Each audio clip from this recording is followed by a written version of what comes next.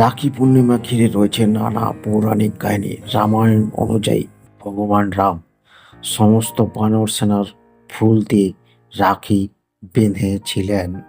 রাখি বন্ধন ভারতের মধ্যে একটি উৎসব। ইতিহাস ঘাটলে দেখা যায় কলকাতার রাস্তায় রাস্তায় 30 আশ্বিন রবীন্দ্রনাথ নেতৃত্বে রাখি বন্ধন উৎসব পালিত হয়।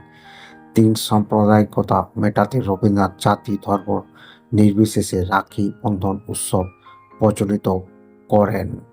এখন অবশ্যই জায়গায় জায়গায় বিভিন্ন ধরনের রাখি উৎসব পালন করা হয়, সেটা জাতি ধর্ম নির্বিশেষে। রক্ষাবন্ধন উৎসবে ভাই বোনের মধ্যকার স্বর্গীয় সম্পর্ক উদযাপন করা হয়। এই রক্ষাবন্ধন প্রতি বছর শ্রাবণ মাসে পূর্ণিমার দিনে পালন করা হয়।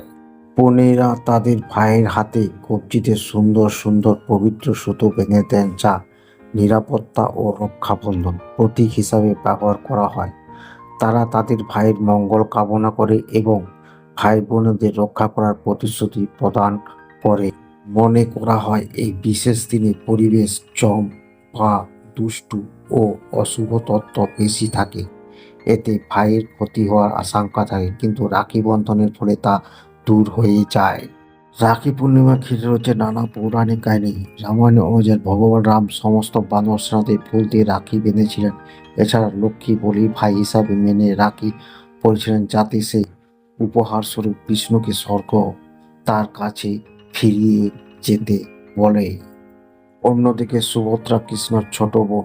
কৃষ্ণ সুভদ্রাকে অত্যন্ত ভালোবাসতেন, তবে আপন বোন না হয়ে দ্রৌপদী ছিলেন কৃষ্ণর অতীব স্নেহভাজন।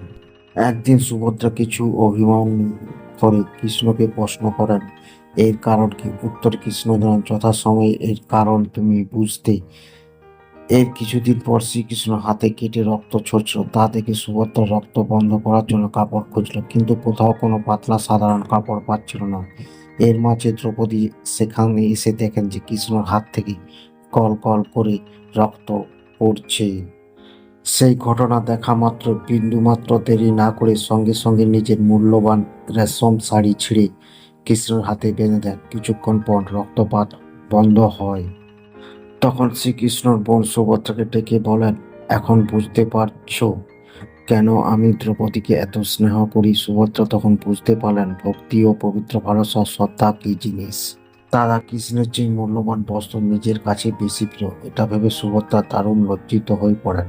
কোনো বোন তার ভাইয়ের কোনো রকম কষ্ট অমঙ্গল সহ্য করতে পারে না।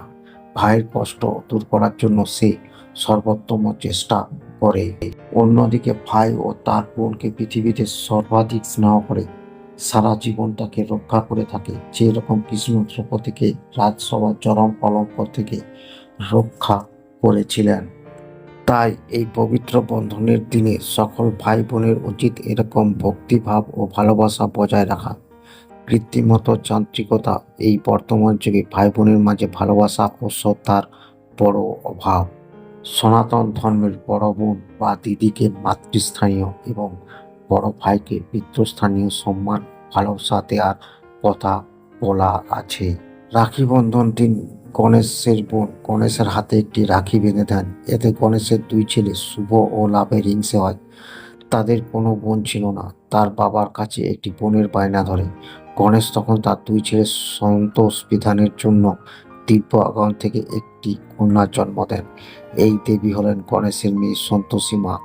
সন্তোষী মা শুভ ও লাভের হাতে রাখি বেঁধে দেন। অন্য একটি কাহিনী রয়েছে। দৈত্য রাজা বলি ছিলেন বিষ্ণু ভক্ত। বিষ্ণু বৈকুণ্ঠ ছেড়ে বলির রাজ্যে রক্ষা করতে চলে এসেছিলেন। বিষ্ণুর স্ত্রী লক্ষ্মী স্বামীকে ফিরে পাওয়ার জন্য এক সাধারণ মেয়ের ছদ্মবেশে বলিরাজের কাছে আসেন।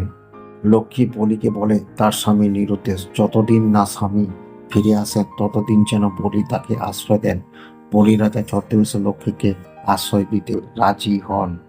শ্রাবণ পূর্ণিমা উৎসবে লক্ষ্মী বলির রাজার হাতে একটি রাখি বেঁধে দেন। বলির রাজা এর কারণে জিজ্ঞাসা করলে লক্ষ্মী আত্মপরিচয় দিয়ে সব কথা খুলে বলেন। এতে বলির রাজা মুগ্ধ হয়ে বিষ্ণুকে বৈকুণ্ঠ ফিরে যেতে অনুরোধ করেন। বলির রাজা বিষ্ণু ও লক্ষ্মীর জন্য সর্বদা ত্যাগ করেন।